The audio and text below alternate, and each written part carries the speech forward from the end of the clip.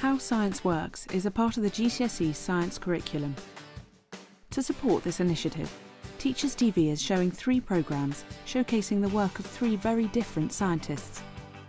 There are also substantial support materials on the internet.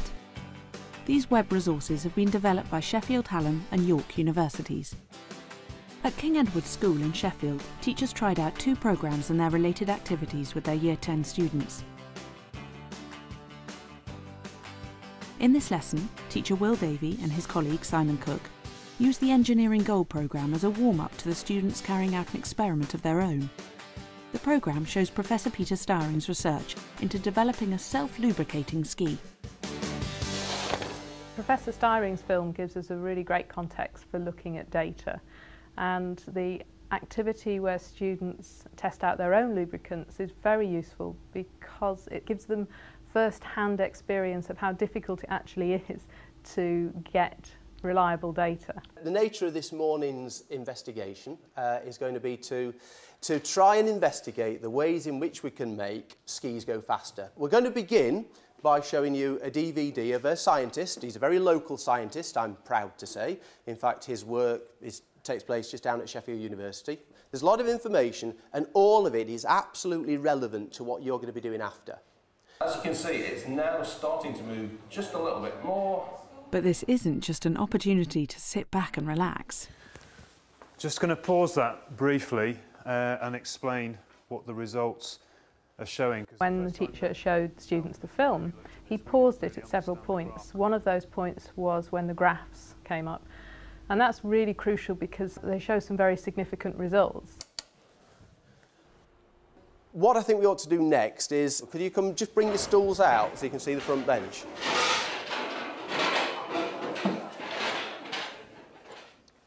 As you can see... Having seen the programme, the class will try out Professor Starring's experiment. It's similar. This is a ski. The equipment might be a little more basic, but the intention is the same. As long as we use the same tile each time. In the setup, the teacher also explained the parallels between what the students were doing and what Peter was doing, so it made the whole process feel more real. We're expecting you to have possibly 5 formulations, cunningly labelled A to E. You're going to decide on what those formulations are going to be. We want you now, in the next hour, hour and a half, to arrive at a position where you have come up with a formulation that you would be able to recommend. Well, the teacher set the activity up in quite an open way. So the students were given some structure, but he actually gave them some time to do some preliminary work to start with. And he gave them permission, almost, to not know quite what they were going to do. So they felt as though they could use some of their time to play with the equipment. So they felt comfortable that they weren't expected to know immediately how to carry out their inquiry. Being given an open activity allows the students to ask, what if? Some have the novel idea of testing the setup without any liquids as a starting point. What was your control? What would you mean by control? Well, we didn't have anything on the board, so we were just doing a test. So without lubrication? Yeah. And what height did that start sliding at? We did 2 tests, so we've got 10.5 centimetres with it. Okay, great. So, okay, do your 3rd one then, and then you can get an average result. The way in which the teacher set up the inquiry, he emphasised to students that they should feel free to do some trialling, some preliminary work. Now, this is not new to the National Curriculum for Science. It has been in the curriculum before. 4 parts water, 1 part detergent has been more effective than 4 parts oil, 1 part detergent. An equal balance of oil and water with some detergent to hold them together, and more oil than water.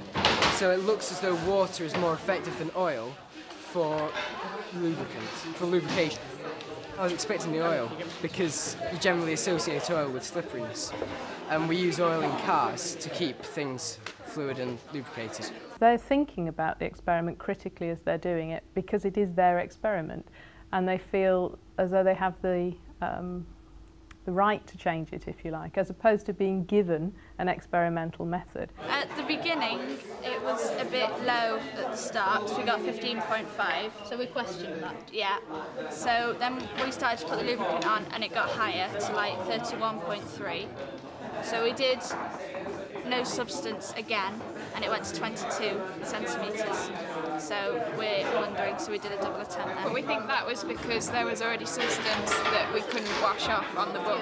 It's all very well setting up open activities and encouraging pupils to take ownership of their research, but in most classrooms, time can be an issue. I think teachers are sometimes put off by open-ended investigations because they think it's going to take a lot of time. The key is to plan so that the introduction and the follow-up are quite tightly structured, and the time is given to the most important part of the enquiry, which is where students are developing their own ideas. Another concern might be that an open activity could leave less able students floundering. It's always a balance, though, between making them feel confident that they're supported enough and have enough structure to be able to push themselves that little bit further, and leaving them enough space to develop their own ideas. So all of the activities that are associated with the films come differentiated. And when the students are supported and confident, they deal better with unexpected results. It doesn't move because it's stuck, so it's an unfair, it's an outlier really. Maybe if we use less, it's more likely to slide. Is there another programme which is the best sticking? Because we'd be really good at that. Students are often looking for a yes or no, black and white answer. And one of the things that their own inquiry work enables them to appreciate is that just because their lubricant didn't seem to work didn't mean that they had a bad experiment. This lesson's been quite good, I think. It's been quite fun. We got quite slippy and quite messy, which is always nice. We haven't had a lot of control today over what we do, whereas often in practicals they kind of tell us exactly how to do it. So it's been a good one today. In another Year 10 class, these students are carrying out a role-play activity relating to the film Chasing the Wind.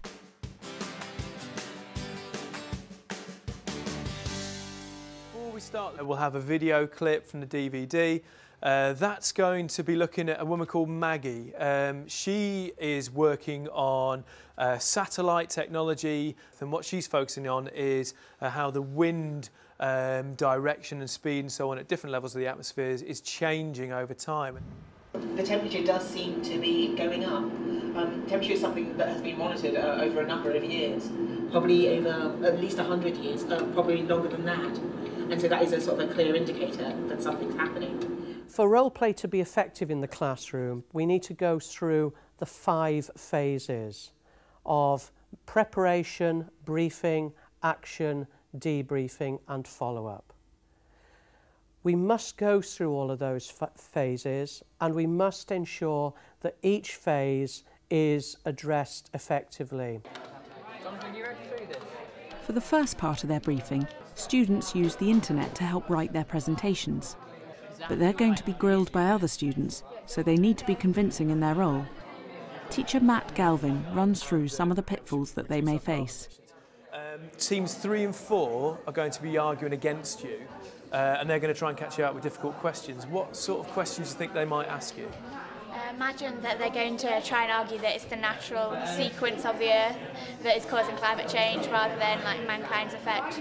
But so they'll probably try and denounce us like that about it. Basically, they're going to be like asking, "Oh, isn't climate change going to kill more people than it helps, or isn't it going to destroy environments?" That kind of thing. But we've got a strategy. We've thought about what they're going to ask us, and we've prepared answers to everything. So we think we've covered ourselves. What angles are they going to go for? How are they going to try and catch you out? Probably the proof side of it, because obviously science is not a definite thing, it's more theories, and although there is proof, we can't say for definite that it's causing it, so they'll probably go with that. If I could ask the team of presenters and question answers to come up, if I could have team 1 and 2 here. Having done their research and watched the stimulus video, it's time for the main event. One person from each group will present their viewpoint, in role of course.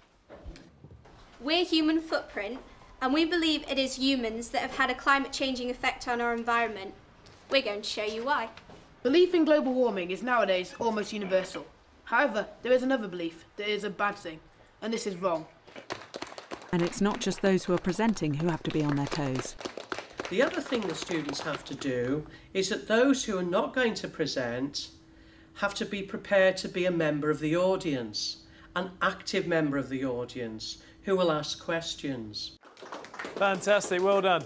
All 4 cases argued very strongly, and now it's your turn as an... To prevent the question session being met with a deathly hush or being dominated by the more confident students, all pupils are invited to write down questions and give a copy to the teacher. Do you have any proof that temperatures will actually rise by as much as 6 degrees in the next 50 to 100 years, as you said, and as is commercially believed? Is this not just a media myth? In our presentation, we didn't actually state that, but I can tell you that there is proof that global warming is occurring. There is, we're burning gases, we're burning fuels that are releasing harmful gases, and yes, the media might want to exaggerate things to get the message across to people, because people do need to know about global warming as it is a serious issue. Over the last 100 years, the human population has increased dramatically. More humans means more cars, which has obviously had a massive increase in the carbon levels. More carbon gases traps more heat in. How can you not say that this is our fault? Well, because if you look at how much carbon dioxide we're producing compared to how much, say, the ocean or dead plants, animals are producing, it's completely tiny in comparison. You then must debrief, and that will come in 2 forms. One is debriefing what has happened during the action.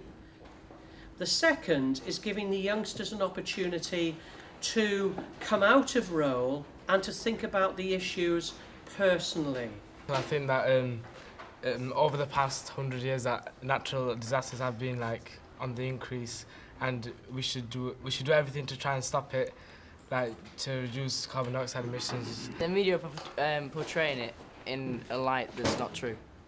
So I reckon it's not true, and I'm not saying you're bad people. I'm just saying that if it makes good stories and people buy it, so you're doing it for a reason. So it's not necessarily true. Students find this approach very, very motivating.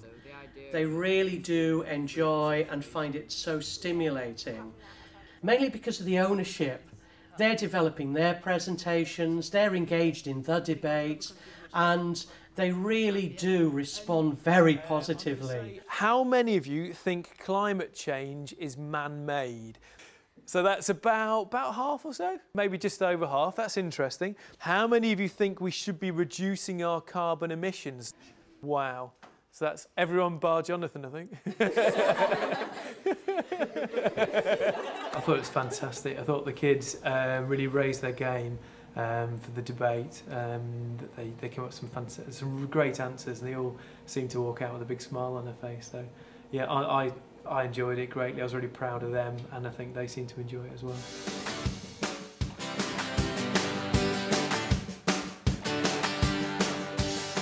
You can find these programmes and their associated curriculum materials on the Teachers TV website, teachers.tv/science.